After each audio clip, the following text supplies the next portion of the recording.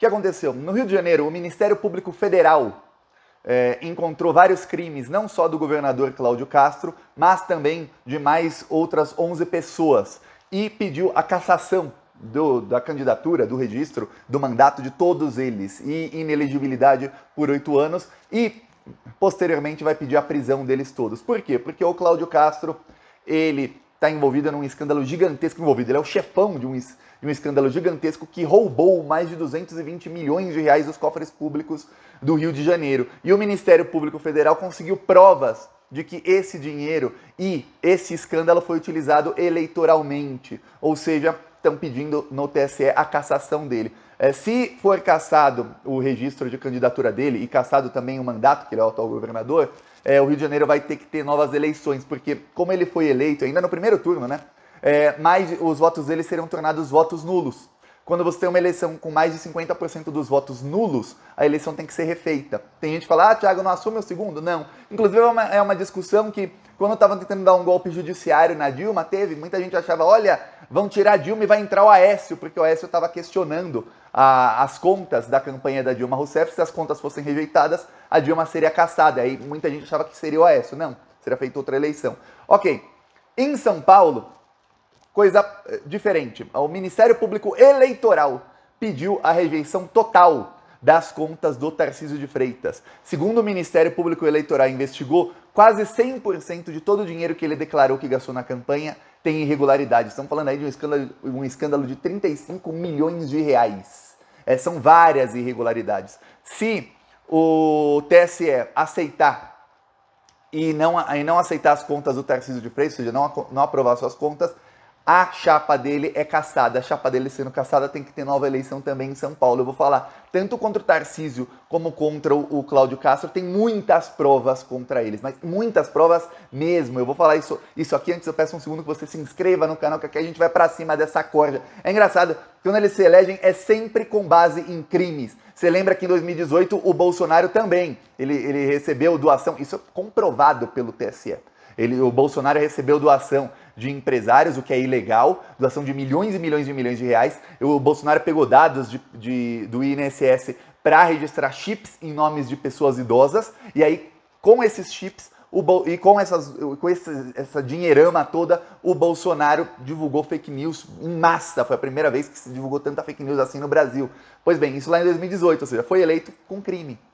E em 2022, os dois mais importantes bolsonaristas eleitos também foram eleitos na base do crime. O escândalo do Cláudio Castro é um dos maiores da história, talvez o maior da história do Rio de Janeiro, mas é um dos maiores da história se você pensar que não é a nível nacional, um negócio só no Rio de Janeiro ele conseguiu roubar tanta grana. O que fez o Cláudio Castro? Ele, a exemplo da família Bolsonaro, deve ter aprendido com o Flávio.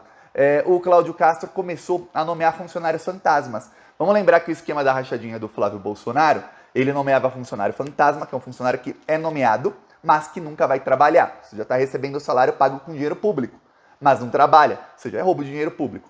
E aí, esses funcionários sacavam o dinheiro todo e depositavam na boca do caixa 90%, às vezes 95% dos rendimentos para o Queiroz, que era o tesoureiro das rachadinhas. Lembra do esquema, né? Como é que fez o Cláudio Castro? Na CEPERJ e na UERJ, ele começou a nomear funcionários fantasmas. Alguns desses funcionários fantasmas ganhavam mais de 10 mil por mês. Foram 17 mil funcionários fantasma. Olha só, o escândalo do Flávio Bolsonaro envolveu menos de 30 funcionários fantasmas.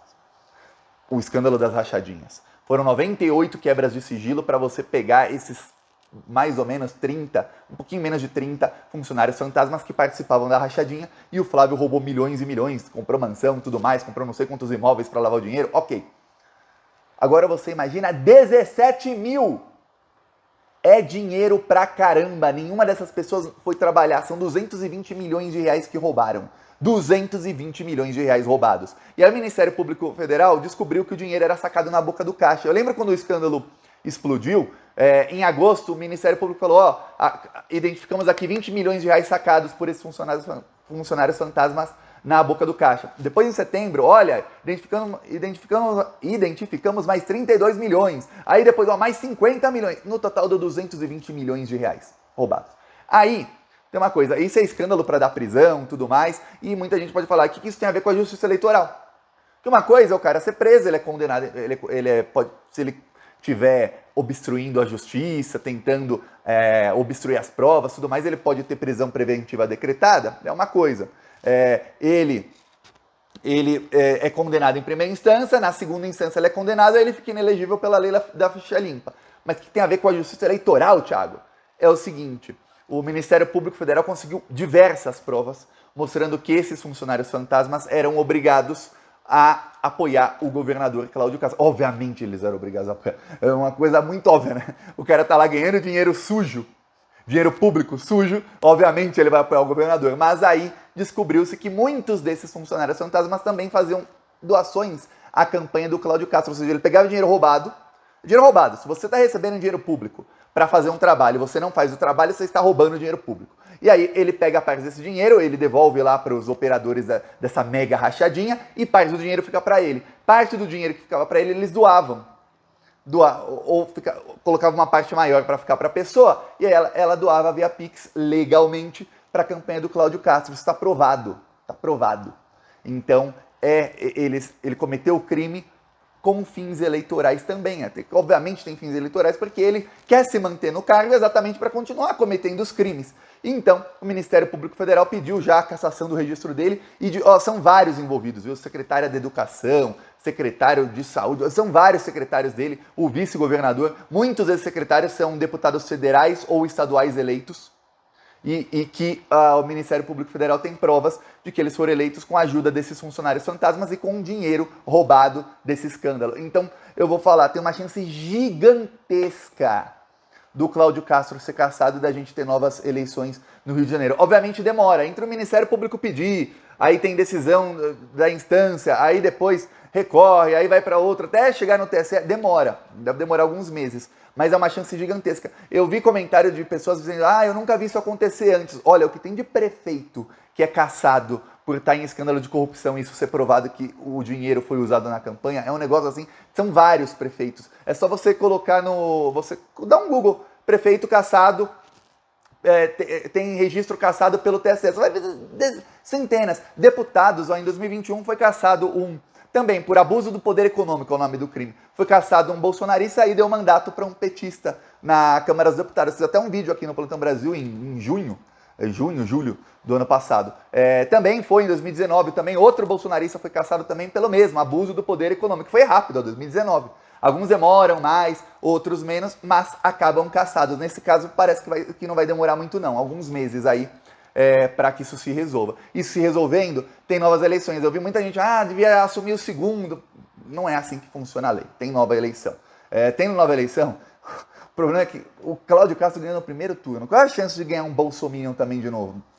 Esse é o único problema, mas quem sabe já será governo Lula, as coisas já estarão diferentes no Brasil, os bolsonaristas já estarão, muitos deles presos, tudo mais.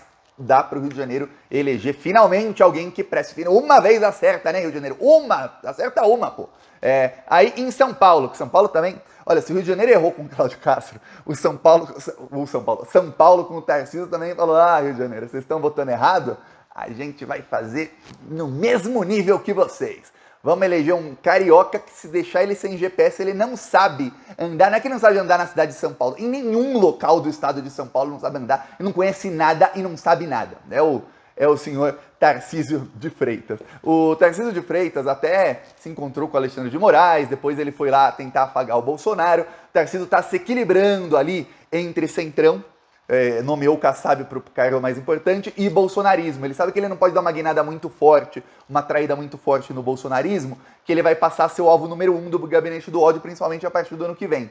Então ele tá pouco a pouco, ele nomeia um aqui, mas não nomeia o que eles querem, não preferido do bolsonarismo, alguém mais ou menos ligado também a ele e ao Kassab, aí nomeia outro ali, e as outras nomeações todas de gente do centrão. Ele irritou muito o Bolsonaro e o Eduardo Bolsonaro. Deu declarações dizendo que não é bolsonarista, tudo mais, ele está tentando se distanciar. Por quê? O Ministério Público Eleitoral descobriu o seguinte em São Paulo. Quando um político tem a sua campanha, ele tem que prestar contas de todos os gastos da campanha. Então, se você tem algum santinho na sua casa, ainda tem, Pega, vai lá, acha o santinho. Você vai ver que pequenininho ali tem o nome da gráfica, o CNPJ da gráfica e quantos daqueles santinhos foram impressos. Se não tiver, tem alguma coisa errada ou foi alguém que imprimiu o santinho mesmo para sair distribuindo, mas tem que ter. Todo santinho tem que ter, porque se pegar de algum candidato sem isso, o candidato pode ter as contas rejeitadas. Por que tem isso? Exatamente para saber. Depois o Ministério Público vai lá, ou a Justiça vai lá, para a gráfica e pega as notas fiscais. E compara com as notas que a campanha emite. A campanha mostra para o TSE, para o TRE, para o Ministério Público. Por quê? Porque vamos supor que alguém fala, ó, imprimi aqui 100 mil santinhos, custou 10 milhões de reais. Você fala, pô, peraí, tá caro esse santinho, hein? Tá muito caro. Sinal o quê? De que a pessoa usou dinheiro, muitas vezes do fundo eleitoral, dinheiro de doações, dinheiro da campanha, para roubar. A ver aí os próximos passos, peça aí sua inscrição no canal. Falou!